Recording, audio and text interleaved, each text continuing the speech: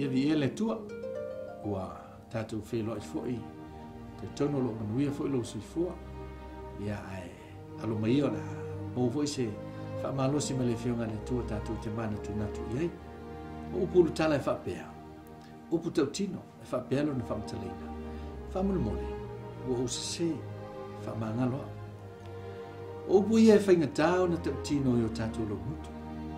Pe tai o le whea mori. O nei upu e mauai le wha manolonga. E mawhitanga ma le pelepe. Ma to e wha le le lo toita ma le fia tau masua. O le manatu wha leo se taisi wha pea. O le tangata le loto wha mangalo o ia te lepe le ala e sawa tua i leisi tu vai. O wao tangata uma e mana o mia le wha mangalo. O le pongai o lea whawhitau le whapea, o le whaamou lunga o tātou mutu. E langa te lea o tātou musua e tau tino a tātou ngasai le o tātou vāma o tātou uso.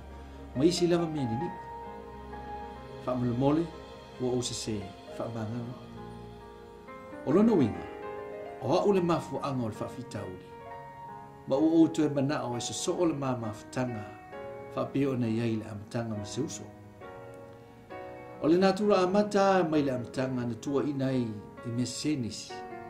Na amata mai lawe le tenesi e tolu wha ukulu srume lua.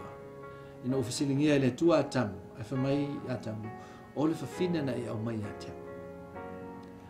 Tau tinonga o le se, o le talia o le wha le tonu uma ma le loto malie, o le afia ngai malo le tau. E inisi awala whaata amilo, po ni manatu vai veifo.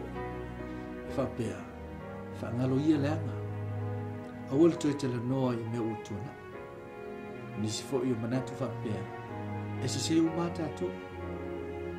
Pe i tai olo i aile mana o le whaamalolonga. Pe a wha o ngā le nei whai upu. Mai le tangata i tutu. Whaamalole. Ua o se whaamalole. A whai e leisi tau tinonga o se. O le a te leso na a fianga. O le atu maupele lo tuti ngā. O le a ofu pea le uso i le ofu talatala. Ia mawhatu saina o se taawale te avena. E pāpao na pa. E mana o mia le whatu e sema. Whailoa, ma ia vave, ma ia whaia ma le whaamaoni. Awa awalo le tua, i lana restoration po le whaafu usia o le mafutanga i lona filemu. I langa te leo le confession, ua whetau ta ua e ianga sala, ma ia le tasi i le tasi. I le feso e whawhi ubatou sulua whamai le apostol. Ia whaamangalo i o tō, whaapei o na whaamangalo ina o tō i le tua i a kiriso. I le matei o suvalu whaupulu sulua ina ofisilingia e Peteru le a whaamangalo ngai tau na whai. Whamai Jesu e whaafitu ngā fulu ni fitu na e whaamangalo i lusa. I le luka i lusu tonu whaupuatou sufa. A o sauni atu Jesu i lona maliu i satau. Nei e te talo ai. I lona tama, ni whapea, le tuai. I e whamangalo atu i ate i lato, a wā o lato le lole me o lato wha. E tau o te le whamangalonga i le vauso.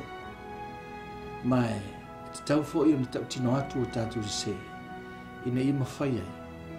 Ona, toi maua se mawhutanga le lei, e le ngate te tonu o tātou ai. Ia o le vā fo i o le uso i le uso. Ia whaia ma le loto whaamaulano. Ona vi ia leo le tua. Ia whamanuia le tua i lau whaafonga mai. Te tono le afsosoani malosi le nei whaasoa mo ai i lau sabalinga whaatasi ma le tua. So i fuma i manuia.